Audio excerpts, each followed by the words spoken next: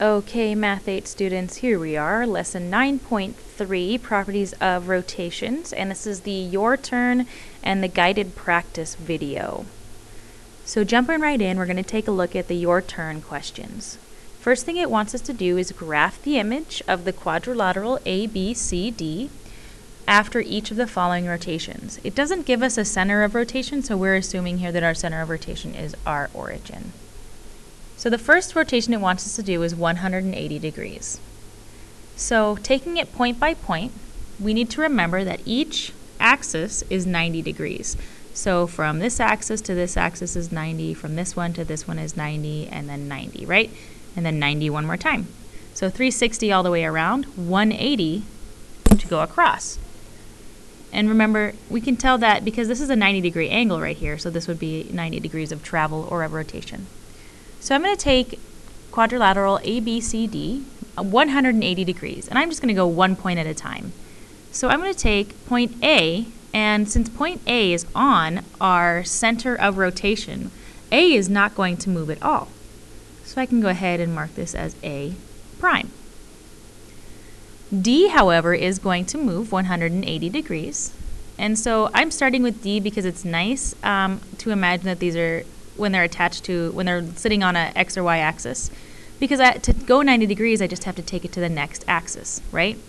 So 180 degrees, it doesn't matter if I go clockwise or counterclockwise, we'll end up in the same spot.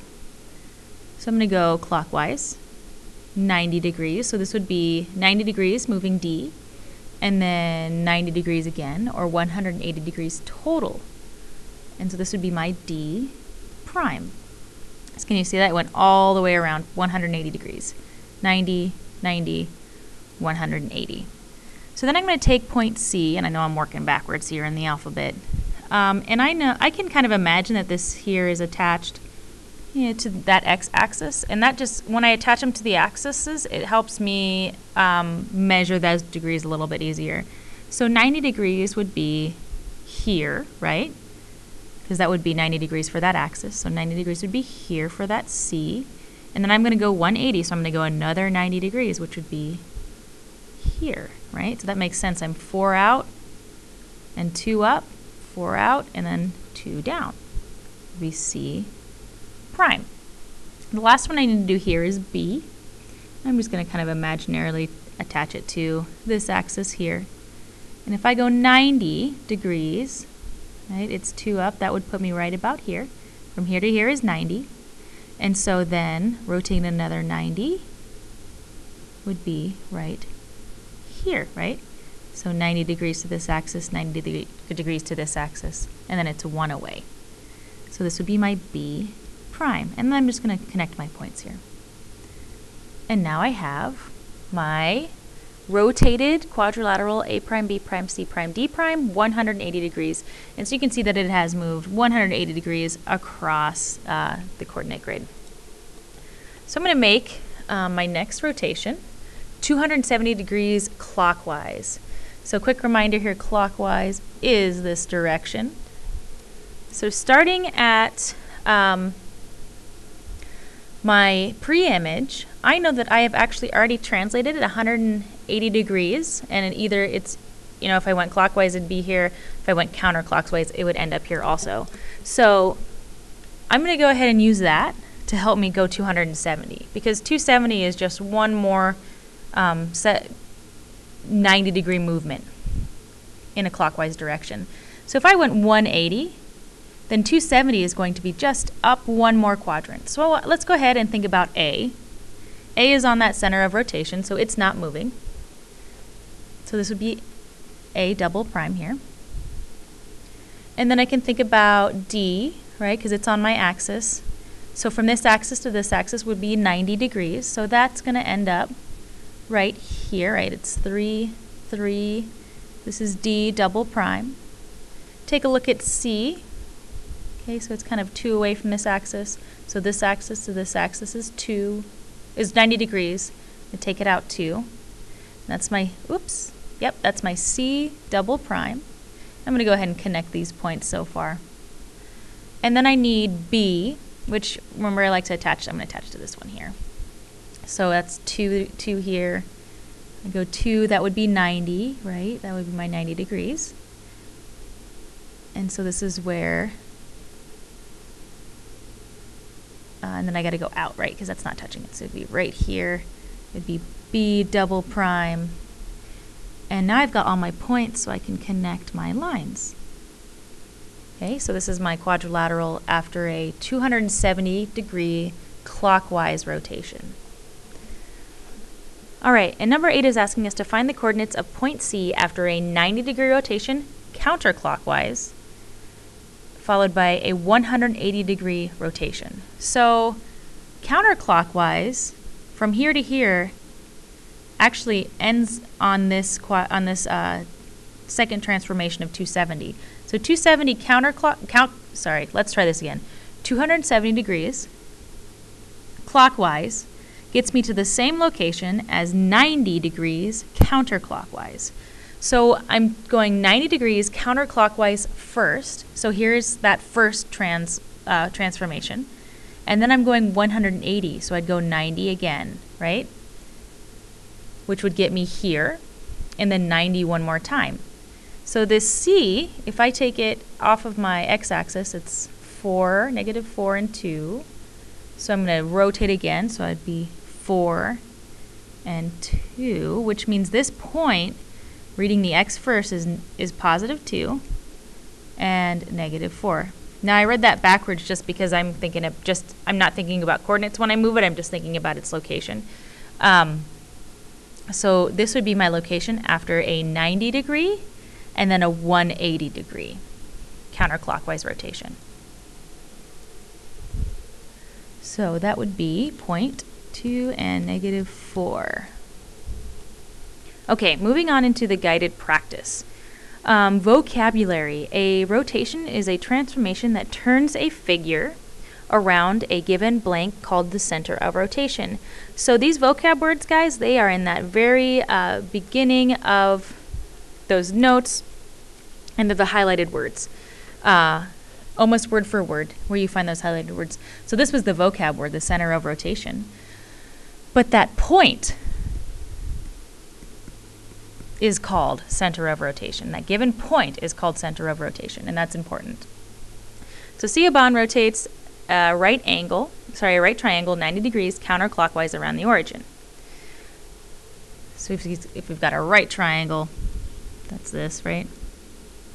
And he rotates it counterclockwise, so we are going in this direction. About the origin, so the origin is our center of rotation. How does the orientation of the image compare with the orientation of the pre-image?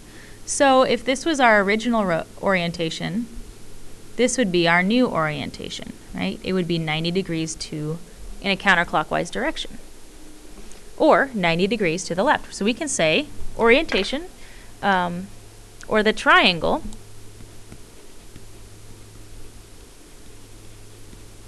is turned 90 degrees to the left, because that's what happened. And then along with that, still thinking about that triangle, is the image of the triangle congruent to the pre-image?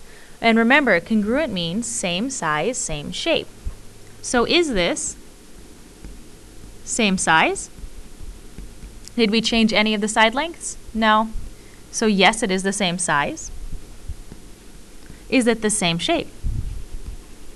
Did we change any of the angle measures? No, all these angles measure the same thing, right? So yes, it is the same shape. Yes, the figures are congruent.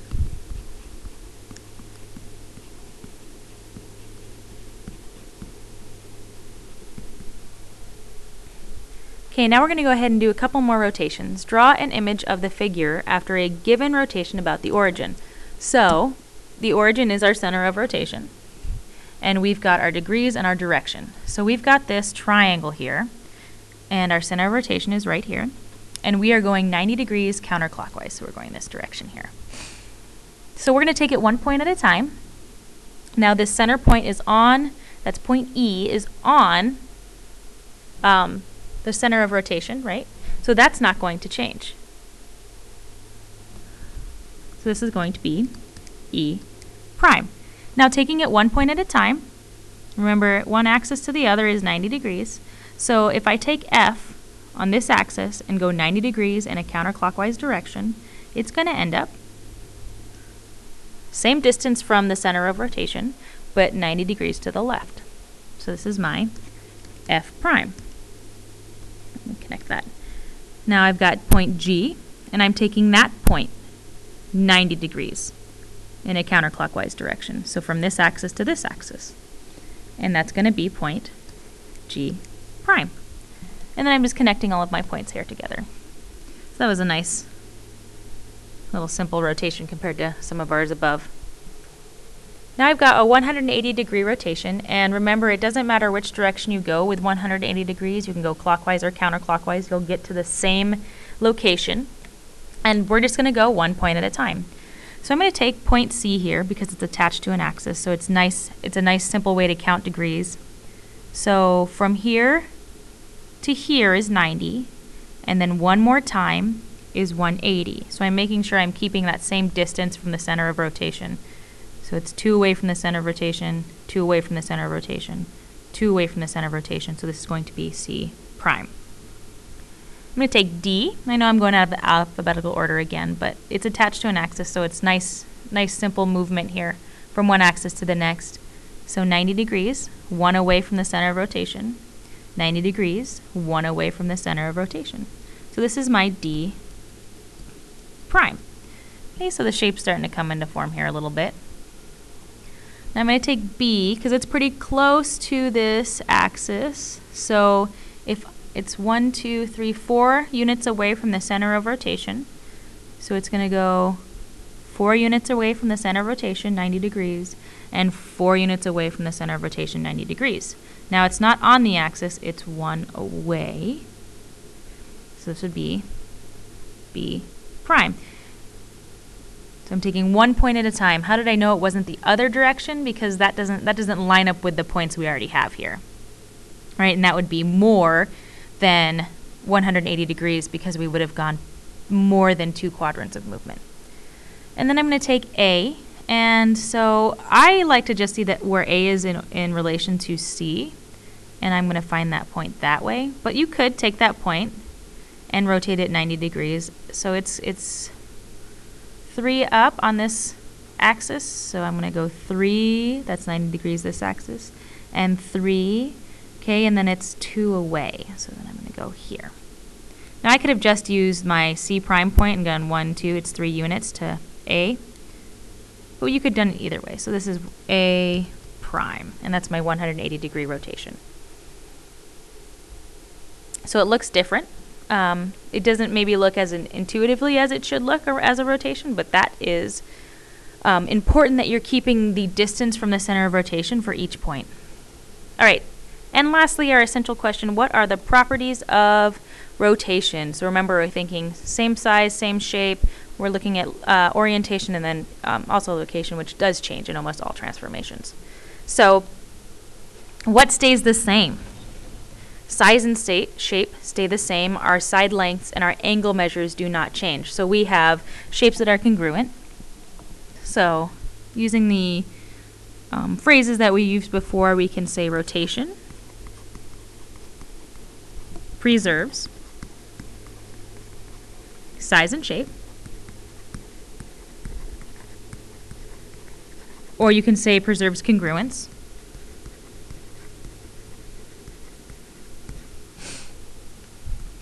But changes orientation.